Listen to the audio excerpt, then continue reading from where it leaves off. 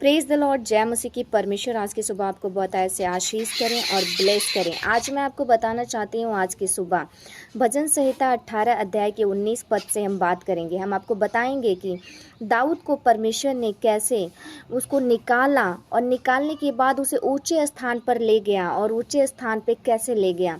तो परमेश्वर का वचन कहता है 19 पद में, उसने मुझे छुड़ाया और वो मुझे छुड़ाया ही नहीं, वो मुझे ऊंचे स्थान पर लेकर गया। हालेलुया। उसने मुझे छुड़ाया, वो मुझे ऊंचे स्थान पर लेकर गया क्योंकि वो मुझसे प्रसन्न था। हालेलुया।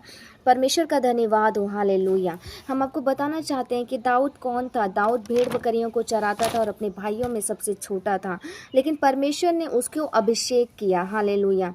इसलिए आपके अंदर टैलेंट है, आपके अंदर टैलेंट नहीं है, परमेश्वर ये नहीं देखता है। परमेश्वर को जिसे चुनना होता है और जिसे आज़ाद करना होता है, जिसे रिहा करना होता है, परमेश्वर को पता होता है। हालेलुया।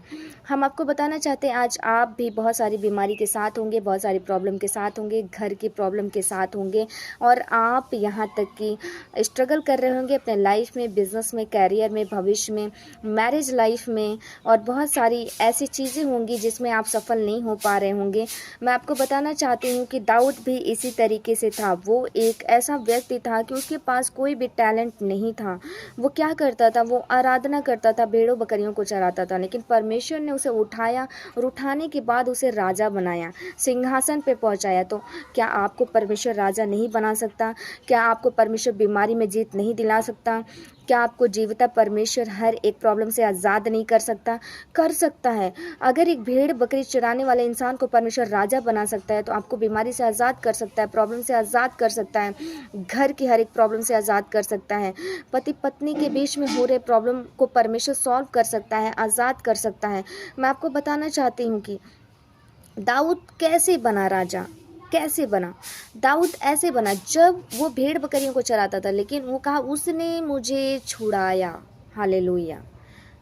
वो वर्शिप करता था, परमेश्वर ने उसे छुड़ाया। हालेलुया। क्या आप प्रार्थना करते हैं, वर्शिप करते हैं? करिए ताकि परमेश्वर आपको छुड़ाए। हालेलुया। फिर ऊंचे स्थान पर ले गया। कैसे ऊंचे स्थान पर ले गया?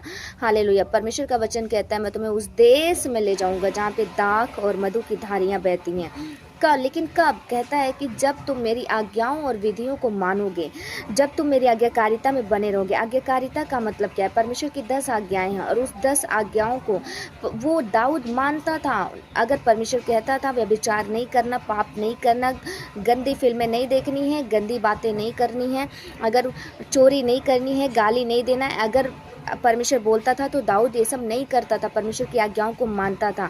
और मैं आपको सच बताती हूँ कि फिर जब आज्ञाओं को माना, पवित्रताई को रखा, तो परमेश्वर ने उसे राजा ठहरा दिया। फिर आगे के पद में कहता है दाऊद कि वो मुझे ऊंचे स्थान पर उठाया क्योंकि वो मुझसे प्रसन्न था। हालेलुया। क्या आप आज परमेश्वर को प्रसन्न कर रहे हैं? क्या आज आप परमेश्वर को कोई भी ऐसी चीज़ कर रहे हैं जो परमेश्वर को पसंद आए? क्या आप कुछ ऐसा कर रहे हैं कि जिससे परमेश्वर की आंखें ऑलरेडी आपकी तरफ आ जाए?